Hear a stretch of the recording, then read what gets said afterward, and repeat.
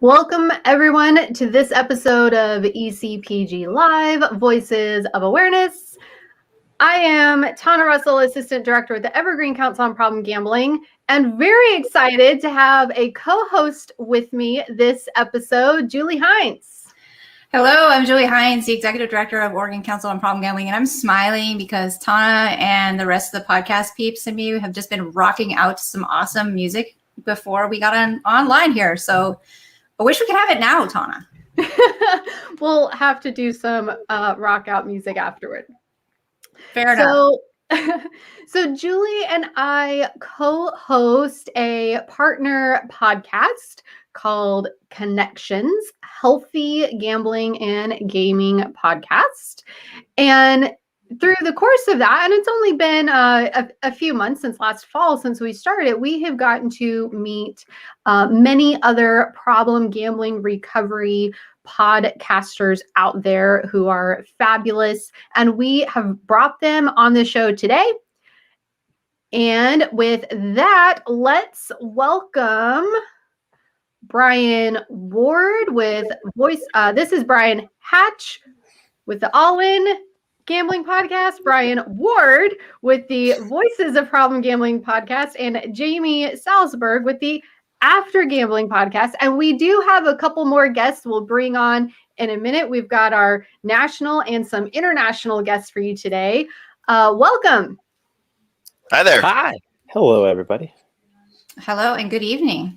We got West Coast and East Coast represented over here. So thanks for spending your Friday night with us, Brian Hatch and Jamie. Yeah, it's awesome to be on here. Big fan. I think my Friday afternoon is equally valuable, but that might just be me. That's you. Tana's gonna tee you up for some dreaded first question. Yeah, so first, introduce yourselves a little bit. Tell people a bit about who you are and where you're tuning in from as well. Let's just start in the top right with Brian Hatch. You want to give everybody a bit of an introduction? Hey, I'm Brian Hatch. I do All In the Addicted Gamblers podcast. I've been doing it since January of 2015 with my podcast partner, Jeff. And, I'm in Connecticut now, but I grew up in Michigan. I gambled a lot and I don't want to ever gamble again. And so that's why I'm here. Thank you. Awesome. And let's just go clockwise. Brian W. Yeah, my name is Brian Ward. I am the host of Voices, the podcast. I'm about 3 years into recovery. I'm also the president of Voices of Problem Gambling Recovery, Inc., and a certified gambling recovery mentor. And I'm thrilled to be here, particularly with people who have way more experience than I do. So. Awesome. And Jamie. Yeah, I'm Jamie Salzberg. I'm the host of the After Gambling podcast. I gambled, like Brian said, quite a bit, but haven't gambled since July 15th of 2010, so over 10 and a half years, and started a little podcast a little over 3 years ago. And I have to say to my friend Andy Margaret, who I see is in the chat, Andy, you missed out. The backstage music, I told everybody, was right up your alley. So it's good to see you on, my friend. Welcome, Andy. Awesome. And I just want to mention there are more problem gambling podcasts and hosts out there. We were a bit limited as to how many we can bring on in one episode. It only allows a few streams. And plus, with a lot of people, our faces get about this big. So we will probably have to do another one of these, Julie, at some point, and we're going to have to do another one. Yeah, and bring in some more people to introduce everyone to. Okay, so our first question for you guys is: can you describe your podcast in 5 words or less? Who wants to start? I'll start. Go for it. Honest as we can be. Ooh. That's good. I like that one. That's true. Awesome. I had to count for a minute. That was good. That was good. I counted ahead of time. I like it. And Brian, you've been doing your podcast how long now? 6 years. 6 years. 6 years. Yeah, 6 years. And you've got a couple different types of episodes that come through on your channel. Can you tell us a little bit about the different types of episodes? We started out with just me telling my story, and then it grew to reaching out to other people with a gambling addiction to tell their story. And then it was Jeff had reached out to Judge Moss, and because she came on, I was able to reach out to all the people in the world of advocacy and mental health who work on this, because I could point to Judge Moss and say, well, she came on. And since then, we've been interviewing people like yourselves, Tana and Julie, who've come on, and Jamie's been on the show, and a couple of guys backstage have been on the show. So it's been a real pleasure, because my story ran out, and the podcast doesn't exist without other people coming on and sharing theirs. Awesome. I want to jump in and say that is a perfect description. I love that, actually. When I first listened to Brian's, I mean, honesty is the number one thing. I mean, it came across, it was raw and honest, and I really appreciated that from the start. And I think I'm sure why so many people are drawn to it. So that's a perfect description. That's very kind. Thank you. Awesome. Brian W., Jamie, who wants to go next? Can you describe I'll jump in 5 words or less? Sure. I've always just described it as a bridge to recovery. That's my 5. Awesome. That's 4 words. Good job. Yeah. I mean, I could even go bridge to recovery and get down to 3. But You're a marketing specialist right there, being very efficient with his words. Less is more. Less is more. But no, and that's always, I've looked at it as something that my goal was always just to try and get people a little bit of help, give them that jump start to help them get to specialists. And I think that's because I know it personally, like it was something I wasn't ready to do kind of on my own, just to go out and seek out help. And so I think that the podcasts are a great form. And that's why I love seeing so many more come on, because it really does kind of build that bridge, build up that encouragement that you need to understand, okay, I'm not alone with this. There's a lot of people out there struggling with the same thing. And they go in, hopefully, and take those next steps with so much more information than I had back then. Mm-hmm. Yeah. And I really think podcasts are underutilized in that way. You know, if someone's struggling or triggered or needs some encouragement, a lot of times people say, well, go to a meeting, which is fabulous, but there aren't always, maybe you can't, you know, for whatever reason. And the podcasts, they're always there. Yeah. Anytime, day or night. Get some encouragement, support, resources. And a lot of people just won't go. And I mean, that was me as the marketer. I mean, I was here 7.5 years of watching the door at GA, and you love when people would come back. But then I would also think about how many people were like myself that just were never going to walk through that door for the first time. And so we got to figure out different ways. And for me, podcasting was one of those ways that the light bulb kind of went on. And especially when I listened to Brian's, I'm like, yeah, this is a great way that we can reach some of those people that just otherwise wouldn't come through the doors. Yeah. Excellent.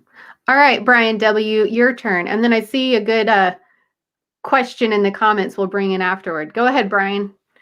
Okay. So the 5 words would be discussing programs of recovery. All right. 4 words. Ooh. I'm good at this as well.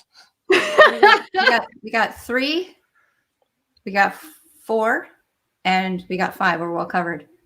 But I also feel like the 5, like that was a well executed 5 words. So I follow directions. Well, or less. 5 words or less.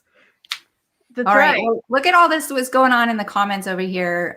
Jamie, you have a fangirl watching you in your basement. And Lori Manson from Maine and Jeff Wasserman, who just finished an amazing conference in Delaware, asks if, did someone feed them these? Yes, we made sure we gave them a little bit of a heads up. Because you were the one who came up with this dreaded question. Jeff, I hope you like your picture on the wall behind Brian's head there. Rob, let's pull over this question from our account, which is most likely Maureen tuning in. She always tunes in and likes to ask questions of the audience as well. She says, speaking of, what do you feel are the benefits of having multiple podcasts on gambling recovery available? What do you guys think? Go for it. You'll notice that I like to speak very quickly. First out the gate kind of thing. What I like about it is that it offers different perspectives. So these podcasts are not only from unique perspectives of the hosts and their lived experiences, but what they actually offer. So whether it's more testimonial about having people share their lived experience, or somebody coming on to promote a program of recovery that they represent, those are 2 sources of information that people can benefit from, both of those things, and really be able to get a wider perspective on what recovery looks like and what it can look like. Yeah, that's a great point. Yeah, I mean, the more voices, the better. I mean, and that's, I think, the stories. I've always connected with the stories. I mean, there's stories I've heard at GA or from podcasts that I connect with more, maybe just because they were poker players, right? And so, like, you have that where maybe somebody connects because they had a similar type of addiction. But and ultimately, it's like meetings. Every meeting has a little bit different flavor, right? So, like, it's good to have variety because people will find something they really like, and then they can try out different ones. But the more, the merrier. It just really kind of, I think, helps just kind of to connect with people. Ultimately, if you have more options, you get the right one. Yeah. I've been on a kick lately of saying a lot, and that might annoy you, and you might want to go find somebody else to deliver the message to you. And that's a good point, because sometimes different people connect with you, and that's why we turned over our airwaves to other people one day, and they did 6 episodes called Gambling Got the Girls, because I'm not going to identify with that group all the time, and so it was important to do that. Yeah, it's different stages too, right? I mean, we're all at different stages of recovery. And like, I know personally, I've gone through all these different stages. I'm like, okay, I was in this stage, then that stage. And so I think you kind of have those things. And that's why I love having guests on that are different stages too, because it takes me back there and reminds me of those different stages that I've gone through. But hopefully it also helps people connect, because I'm sure it's not easy to connect with me, because I remember the people at GA, my first night, I mean, there was a guy with like 35 years, a guy with 30 years, a guy with 25, and it was awesome to hear, but I'm like, do they understand what I'm going through right now? And so I think that's the other thing, is it kind of hopefully puts those different stages out there so people can kind of connect with that. Yeah. So speaking about those different stages, it kind of makes me wonder, because you all have such different flavors with your podcast, which, again, to speak to that diversity is a great thing. What motivates you? What keeps you going to continue on with podcasting every day? Brian Hatch, I'm going to throw it at you first. Well, it's, you get emails. You get emails from people, and I don't want to toot the horn, but it's, somebody says, "Oh my gosh, thank you." And you're like, well, okay, I guess I will do this today. I will record this episode today. And it is nice. And honestly, Jamie and I do 2 very different shows, I think, and that's very beneficial. But last year, I wasn't doing a lot of episodes, and Jamie was doing more episodes, and I went, oh man, I really miss doing more episodes. And so I was inspired by him to do more episodes. I told him that when he was on the show. It was really great to sort of see him do really well, and then I wanted to do more episodes because I thought, oh, I have more to say. I didn't realize I had so much more to say. And it's the people who reach out to you that inspire you the most, at least in my case. Yeah. So Jamie, what's your take on that? What have been some memorable moments? We've seen you tweet some people's reviews of your podcast, the difference that you're making. What comes to mind here?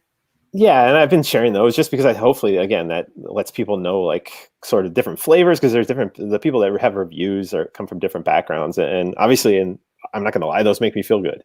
And like Brian said, I mean, the thing that drives me when I get a message and I open up and I see, okay, message request, and I open it up, and one of the first things I do is I click on the icon and I see a face, and so often it's somebody with their spouse, with their kids. Like, you see some of those just basic pictures. And like, that does it. I mean, that keeps me going, because I see it, and so often, I mean, they look like me, they look like my friends, they look like all of us, and so you see, and you know that the podcast is having some kind of influence in their life. They're going to reach out, and so that's the motivation to keep going. And there are times where that can become heavy. I'm not going to lie. I mean, I've taken breaks in the past, because it's like, okay, I can't be the end goal. And as I said earlier, I want it to be a bridge. I want people to get to specialists. To get help. And there were times I was just fearful, like, okay, when people are like, oh, you have to keep doing it, I'm like, I want you to make sure that you have your own recovery program that is, maybe the podcast is part of it, but it can't be the whole thing. And I definitely pulled back and had to step away at times, because I felt like I wasn't prepared for that at all. So that was something I had to do. But the pictures and the stories, I mean, they're unbelievable. Yeah, that's such a great point, is the podcast is being a part of recovery, but not the whole ball of wax. And Brian Ward, you're a little bit newer on the scene with podcasts. Can you speak to how the podcast has really helped you, if it has, in your recovery? Yeah. So of course, the idea of being able to help more people with a platform, being able to, you can go to meetings, you can speak, but bringing it out also kind of allows more people to come in. It allows more people to gain access to, like Jamie was saying, if this is part of their recovery, that's fantastic. That's wonderful. And so the idea of being able to help, even if it's just a small group of people in a kind of unique way that might reach them easier. There are a lot of people in remote areas who, especially during a pandemic, might not be able to do in-person meetings. They might not be able to go to these places to get what they're needing, the kind of support that they're needing. And if you can be a part of that augmentation to help make it successful, that's been really motivating for me, specifically in the last year, to continue doing it and maybe offer different perspectives than I was doing during the first year, where it was all about programs of recovery, and instead reach out for like online resources. You can go to these websites to get additional resources during the pandemic. That was really motivational to keep going.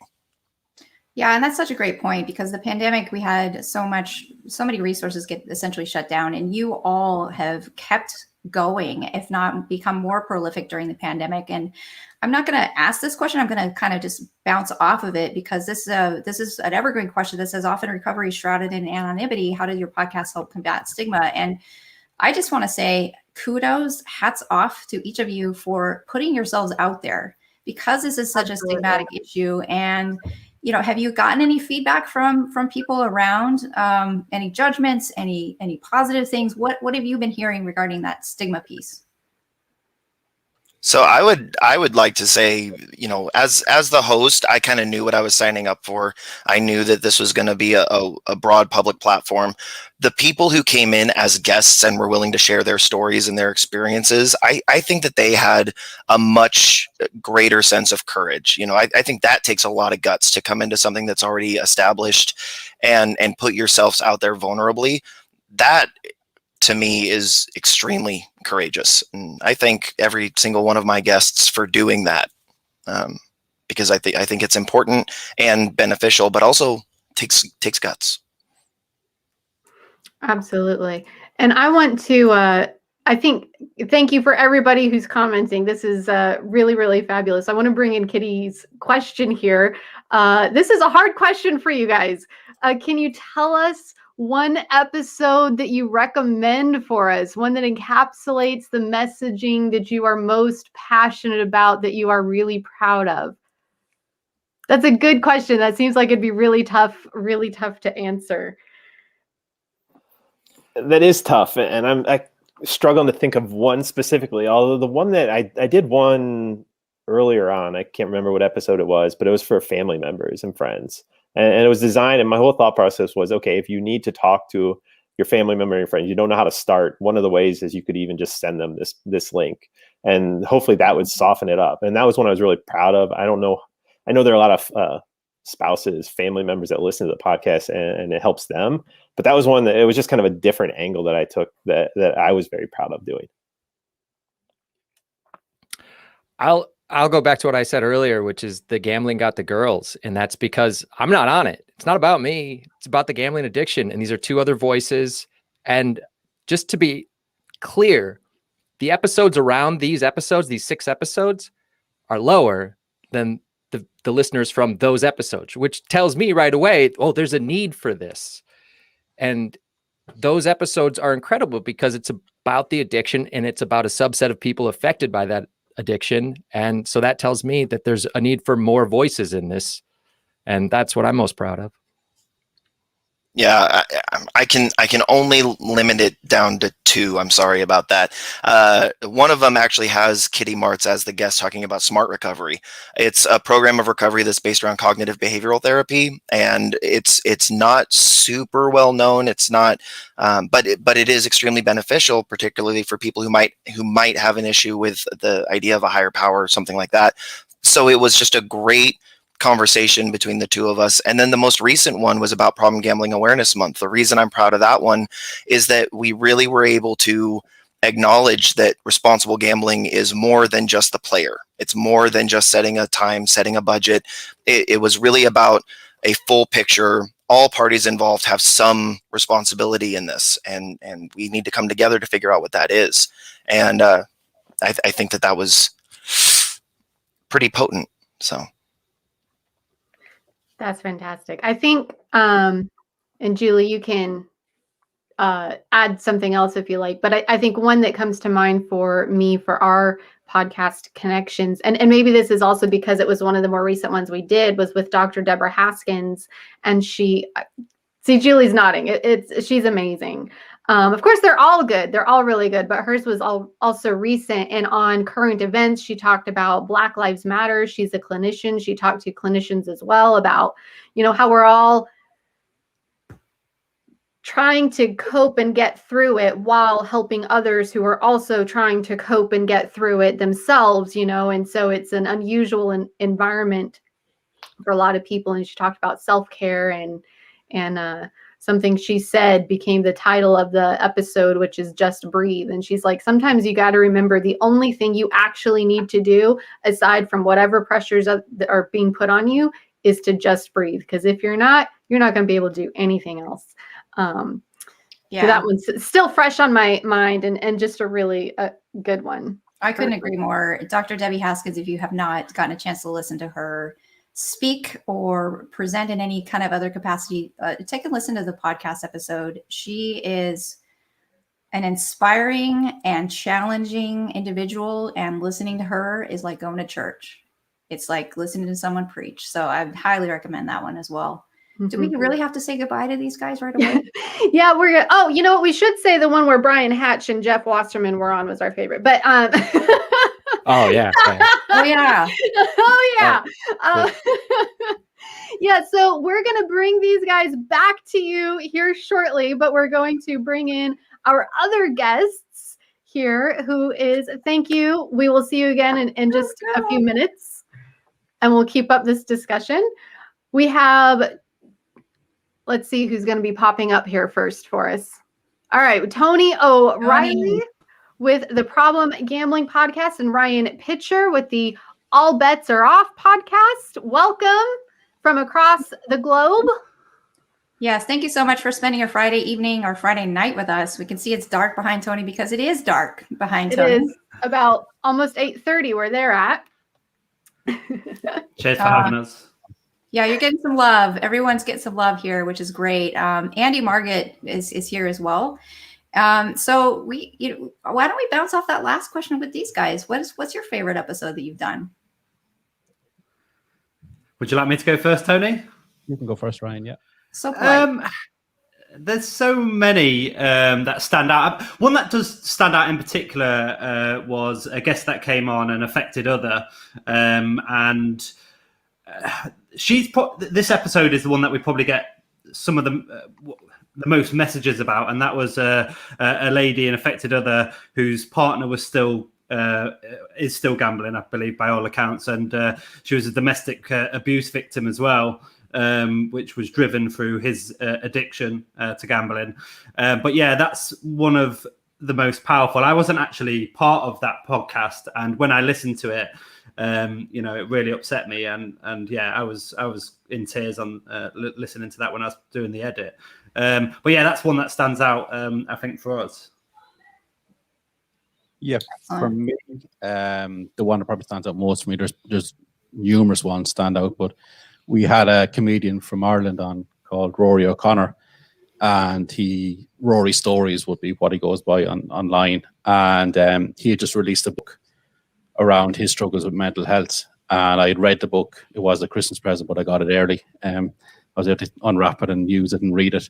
So I had read the book before we went onto the podcast, and I actually led the questioning that day, and I was really taken back by his honesty within the book, and I really connected to what he had to say within the book. So I suppose personally, there was a real energy online that day when we were telling our stories, and I think for me that was the most memorable one for me.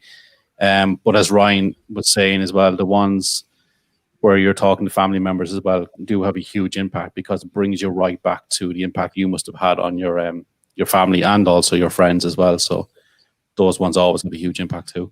Mm-hmm. And speaking of books, Tony, congratulations on your book as well. Very much. Yeah, it's 3 years. Did that 2010. It's an excellent book.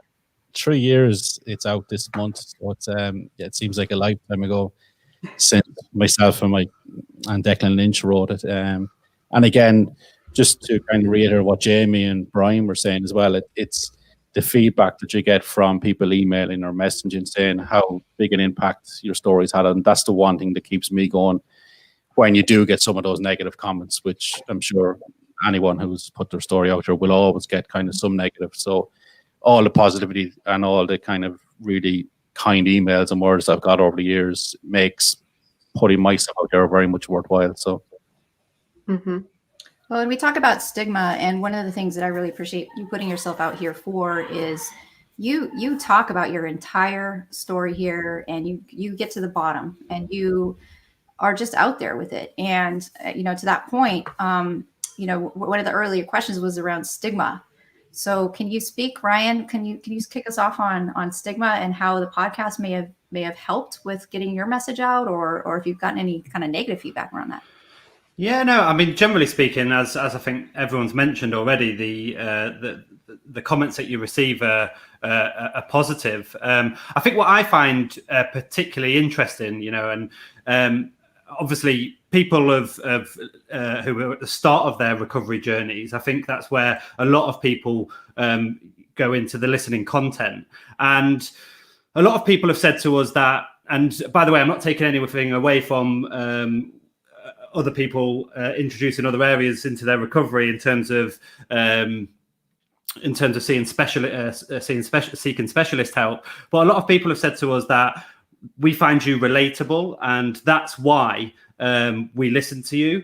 And that may be that they've had a specialist support system in place where they don't have that lived experience of gambling harm. And we find that really helps with our audience, to be honest with you. So, yeah. And how about you, Tony? I suppose when it comes to stigma, I think the reason why I decided to put the story out there, because it was out in the public domain when the news broke. It was kind of broke nationally and locally in the media. And I decided to revisit it to try create some awareness and maybe to try deal with some of the stigma and the taboo that's about in around gambling, which is still very much there today, nearly 10 years on from when my news broke. It's still people like that we work with on a day-to-day basis are still very mindful about telling family members and friends, and it's really like it's seen as a dirty addiction in the same way as maybe heroin or drugs might have been seen back in the 80s.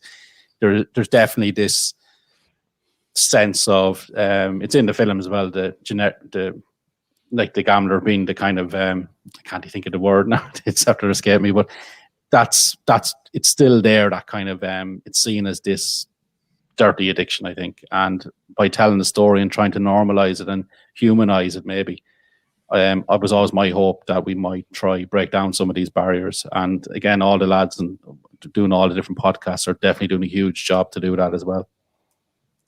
Yeah, I think it's really important to get that message out that this is not something that has a specific profile, right? This gambling disorder doesn't care who you are or where you're from. Can it affect anybody? I think it's really interesting. I mean, obviously, Tony's just mentioned lads there that do podcasts, and it is primarily that. I think what we try to do in our podcast is encapsulate as many different areas as possible. So whether that be international episodes focusing on areas where there are disproportionate levels of harm. So we're talking about women gambling, minority communities, LGBT, etc. Whereas we're not necessarily focusing on our own individual stories. Yeah, there are remnants of that within the episodes, but obviously we want to try and get as many different angles as possible, so that people that, especially that are entering recovery, they feel that they've got something there. So if you can develop a strong portfolio, and we mentioned it in the first half of the show when you talk about these podcasts springing up, there's no competition or anything there. It's brilliant to have so many different angles because, as Jamie says, it's different flavors. It's horses for courses.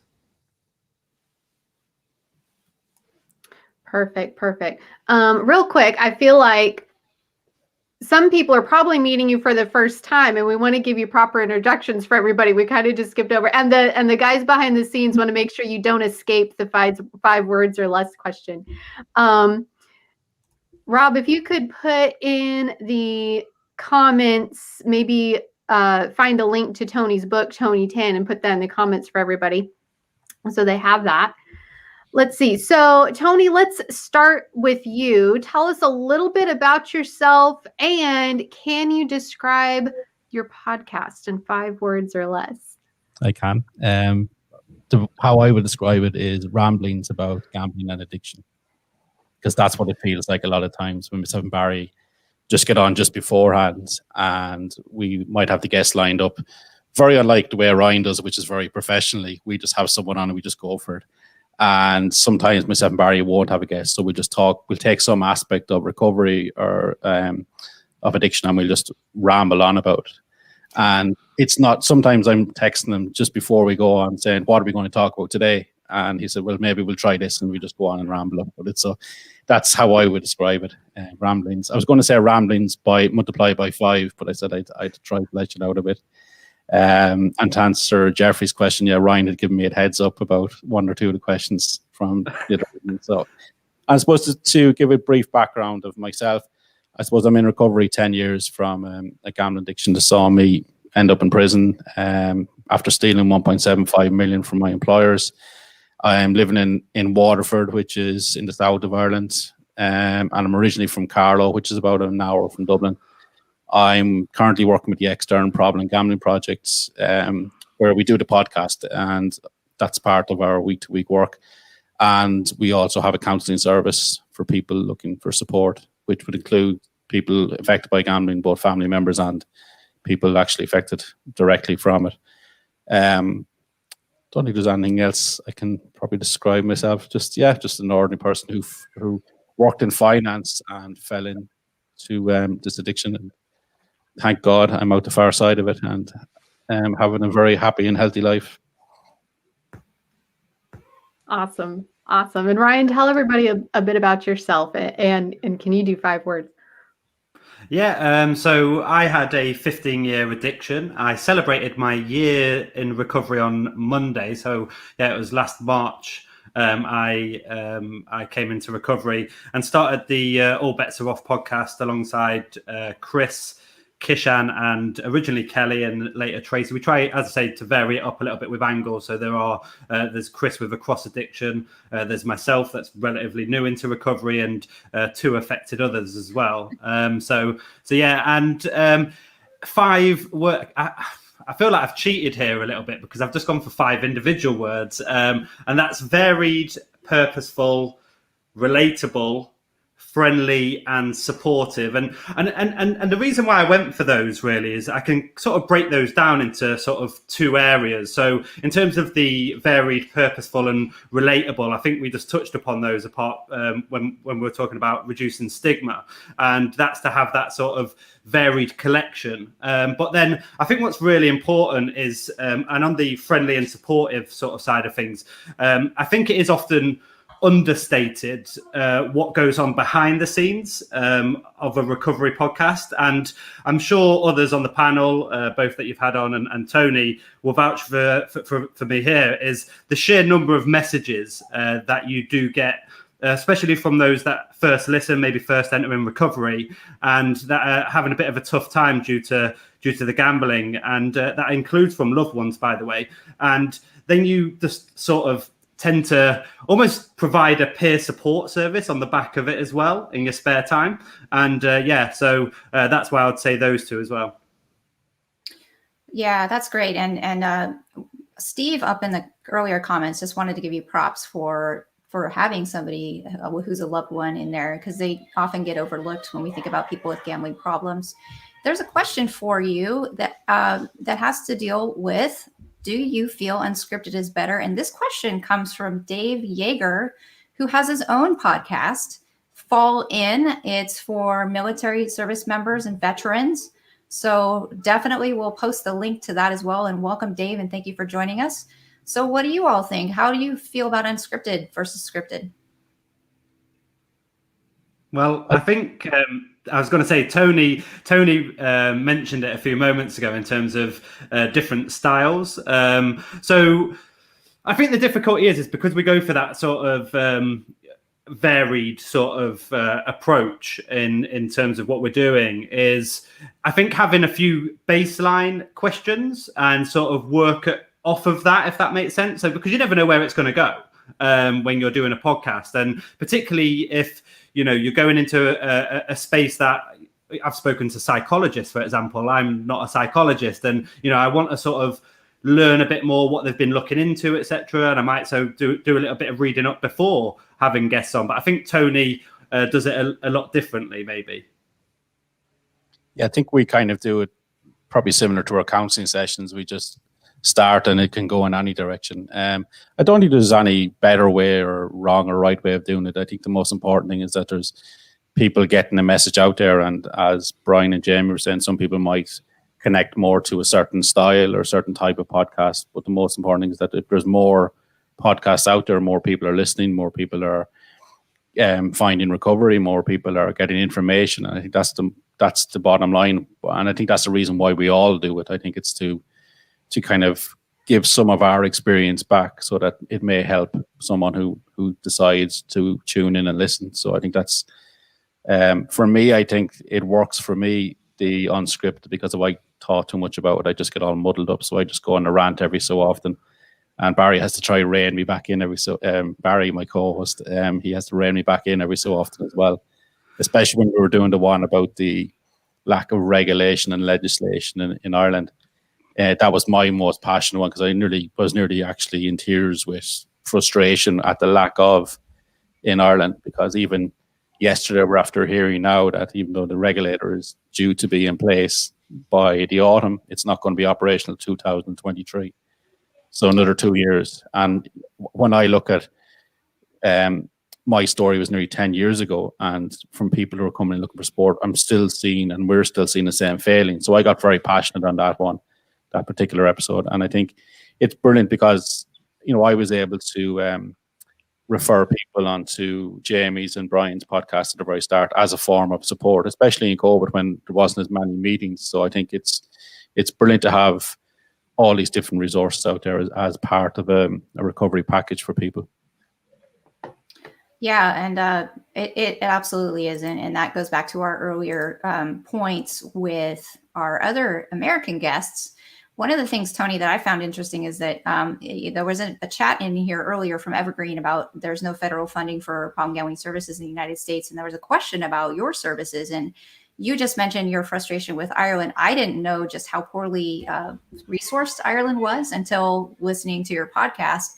Dave, can you speak to any resources, how well resourced the UK is? A lot's blown up in the last few months.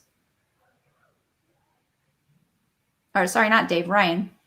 Dave, oh, sorry. America too. Sorry, can you repeat the question? Because I thought you were chatting to Tony at the time. Sorry.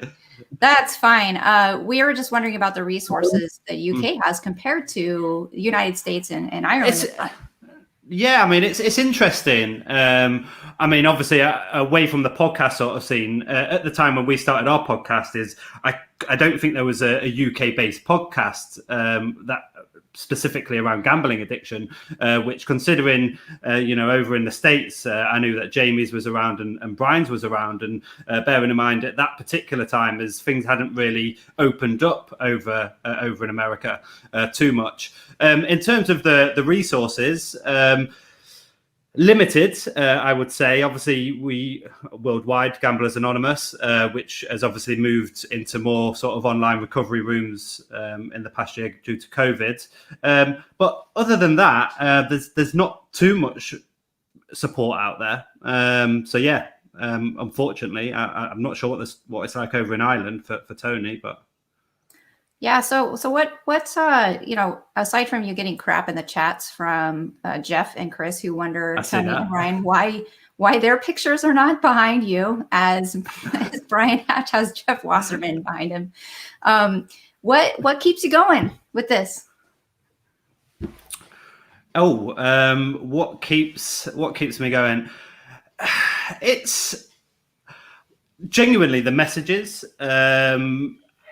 from guests. And I think, I know it sounds a bit corny, and I know that it's an easy go-to, but that's genuinely the thing. To be honest, after season 3, we were thinking about taking a break, but when you actually check out the statistics, the listening stats, and the messages that you get, you realize that this is big. This is bigger than what I ever thought it was going to be when we first started it out. And that's my motivation for doing what we're doing. And we will continue to do that for many years. Excellent. Well, let's bring back Brian, and Ryan to join us. And Jamie. Don't forget Jamie. And Jamie. We were joking about the names so much earlier before we went live. So awesome. We've got everybody on here together. Welcome back. And I want to ask what Andy put in the comments. How do you all feel about trying to go live? Is this live? No, it's recorded. You can edit later. No, it's okay, because great. my writer specifically stated that I don't do live performances. But we got the 42-degree water ready for you, so you should be happy with that. Perfect. And the green M&Ms. I'm sorry, Jamie. No, it's great. I mean, anytime we can go out and share and kind of get some of the messaging out there, I think live, recorded, doesn't matter. It's all fun and hopefully helps somebody. Excellent. Okay, so we have a last couple questions for the group of you. Let's see. We've got, how does speaking out about gambling recovery change lives and save lives? So, of all of these podcasts and all the episodes talking about the subject, what is the big picture? How is this making a change? I mean, I would say limiting the stigma or reducing the stigma around what problem gambling is extremely impactful. Showing people that they're not alone, showing that there's people out there willing to talk about it, people that are willing to have conversations and willing to say, it can be okay. We can survive this. Does actively save lives. It makes people feel less alone, less isolated, less like they're in it only by themselves and for themselves. There's a broader network here. So that's my thought on it. Just maybe to add to that quickly, I think it normalizes recovery in the same way as maybe gambling has been normalized over the last number of years. It normalizes that recovery is out there. Recovery is good. Like if you look at the 1, 2, 3, 5 of us on here, we're all joking, happy beforehand. Like that's what recovery is. It's not this thing that is sometimes seen as boring or not fun. Like recovery is good, and I think when we're talking about it, we're showing that there can be a life after a gambling addiction, because we all have various horror stories to tell. When we're on the podcast, we're showing that there's a life the far side of that, and I think that's so important. That is so important. And, when you say that, Tony, it makes me think about how when we hear stories in the news about gambling, we hear the worst. And you all have experienced really dramatic effects from your gambling problems, but you have shown that resilience and that hope that people can find from it. One person, Steve, wants to know, how do you listen to any other recovery podcasts? So thinking about outside maybe the gambling world, or do you listen to anything else?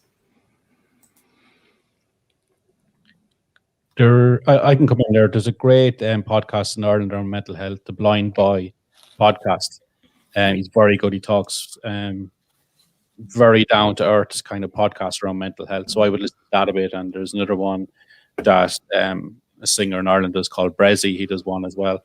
And again, to talk about mental health issues, not so much, there would be addiction thrown in there, but more so around mental health. And they're the type ones I listen to, as well as listening to the gambling ones. I think it's nice to switch away from the gambling and just listen to something else as well, because I spend nearly 5 or 6 days a week talking about the subject. So it's nice to listen to something that's not gambling related. But those two, especially the Blind Boy podcast, is really, really good if anyone wants to check it out.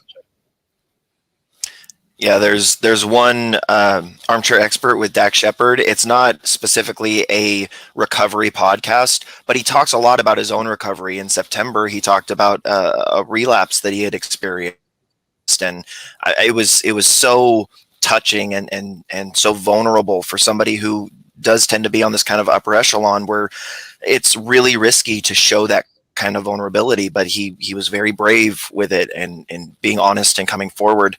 And he's so open about, working steps and how recovery has influenced his life and changed his life. And it's just a lot of fun. It's a great long form interview kind of podcast. So I love listening to it for all its different aspects.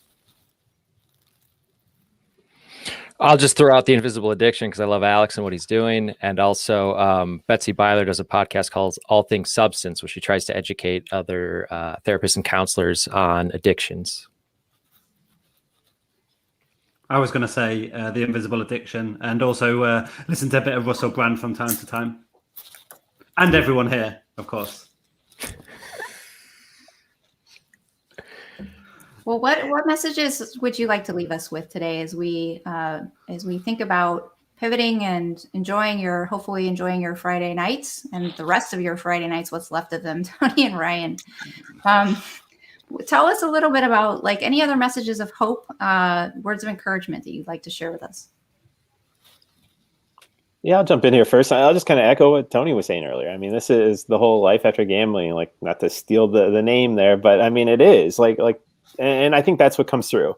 And I think especially when you only have audio, you only have a voice, it's hard to fake a voice, right? That's all you hear, and you can tell the emotion that's behind it. And I think that's the thing that I know I've personally grown over the time of doing this. And when I listen to everybody else's podcasts, their emotion and their state of being today is inspiring, and it comes through in the voice. And it's something that I think it does provide that inspiration to kind of to see that there's light at the end of the tunnel, because we all kind of get stuck in that mode where you're not sure. So to see people that are on that same path and maybe a little bit ahead always has helped me. So I think that's kind of the thing I would leave people with, is just keep searching for other stories. Second, I just wanted to add to that as well, and similar to what Tony was saying earlier on as well, I think the camaraderie among the community, and so many people that started listening to, whether it be our podcast or someone else here today or others, is, take my own personal experience, is I lost a lot of my friendships due to my addiction. And so I came into this process very lonely, I think it's fair to say, and I think a lot of people do, particularly when they hit their rock bottom and they're reaching out. And so to have made so many great friends, and as Tony was saying earlier on, it's a brilliant journey to be on. At first, obviously, we might think that it's going to be an arduous journey, but not a treacherous one. And so yeah, the camaraderie among the community, being part of that is just absolutely brilliant. I'll just throw in this, and it's not quite down the avenue you're going for, but I do my podcast for me so I don't gamble, because that's what negatively affected my life. And this is my tool for recovery. And luckily, I've met a lot of great people, so it helps my recovery. But the one thing I've learned through my recovery is that talking helps. So if you have to talk to your friend, your cousin, or somebody, tell somebody about your gambling addiction. Tell somebody, not online, tell a human being. And if you don't have a human being because you're in a room and you're alone and you don't feel like telling anybody, email me, leestreetpod@gmail.com. Email me. I'll talk to you. My daughter's in daycare next week. I'll talk to you. We'll Zoom. We'll chat. People need someone to reach out to. And all these guys on here know that, because they all get emails from people. You too get emails from people. People just want to feel heard. They want to feel loved, and they do that through connection. And it wasn't me who said it, but the opposite of addiction is connection. That's not my line. I stole it from somebody. Johan Hari. It's true. It's true. Mm-hmm. Yeah. When we talk about people hitting their lowest point, coming into recovery very raw, it can be easy to not value yourself and not find motivation to get better with yourself. And so when people say, if you're not doing this for yourself, you're doing it for the wrong reasons, I don't subscribe to that. There's no such thing as a bad motivation. So if you're Yeah. seeking recovery for your children, if you're seeking recovery because of your job, build on that, and hopefully over time you will start to develop that self-value that lets you accept that you are benefiting from this as well. And like these guys said, you're not in this alone. There are so many people out there who are suffering, and there's a lot of people out there who are finding peace. And so, my hope is that people will not think that they're alone. I hope that we can start to convince people that they're not alone, no matter how alone they may feel. Maybe just to come in finally on that as well, I suppose, just to echo the message of hope. I suppose when my addiction came to light, I thought my life was, I knew it was over. Because it's such a hidden addiction, it usually is that rock bottom place, because we can hide it so well until it eventually presents. I think what the podcasts do is it gives a platform for people who may think that they might be having a little bit of a problem, that they don't want to reach out to someone professionally or to someone in their family, that they can listen to other people's stories and connect with someone, or to connect to a story, which gives them a hope that it's okay to talk about this, or hope that it's okay that they can get through this, or that their lives aren't necessarily over because of this addiction. And I think everyone, as Ryan was saying, in the community of recovery from gambling addiction is kind of shows that is possible, whether they're on podcasts, whether they're being guests on podcasts, whether they just tweet every so often about how they're doing or how many days they're free from it. It gives that message of hope to people who maybe are in the process of looking for something to hold on to give them that kind of hope going forward. Yeah, I think I'll add here, one of my favorite things that always just it never gets old to me. I'm always inspired by it, is hearing how total and complete the transformation is from people's rock bottoms to where they are in long-term recovery, from your stories you've shared on the podcast, other people's stories that have come on the shows, people met in support meetings, etc. Like, you meet them now in long-term recovery, right? And they tell you about what the things they did in their past life. And it's like, what? It doesn't even fit them anymore, right? Like, they're totally different people. You can even see it sometimes in just the way they carry themselves. And I always love that not only is there hope for a better life, like, there's a complete total transformation that happens a lot of times. And I'll reference something Jeff Wasserman, I hope he's still watching, said when you guys were on our podcast. He's watching over your shoulder at least. He told a story about cake, and I think he said he stole a piece of cake or something and had to out himself because he didn't want anything about who he is now to feel like the deception or lying of the past life, and so outed himself over a piece of cake. And I will never forget that. And to me, that's just a tiny little story, but it makes it so practical of how people really they become totally different people who can really appreciate who they are, the life they have, the choices they make, their relationships, their ability to set boundaries, the coping skills they know work for them. I just love it. Yeah, it's incredible. And just, I mean, hearing all of you talk about that hope and encouragement piece, it just makes me so happy to see that you all are doing the work that you're doing. One of my favorite researchers and podcasters out there is Dr. Brene Brown, who researches shame, empathy, and vulnerability. And one of the things that she loves to say is bravery is vulnerability. Being vulnerable is brave. And the fact is that you all are putting yourselves out there. Being vulnerable is one of the bravest things that you can do to help other people. And I mean, Tana and I are just so grateful that you made the time to speak with us and our listeners today. So thank you from the bottom of our hearts. 100%.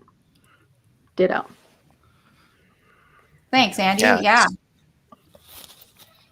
Thank you guys for doing this. Yeah, this has been wonderful. My pleasure. And yeah, anytime. Seriously. Excellent. All right, we'll call you up at And- 2 a.m.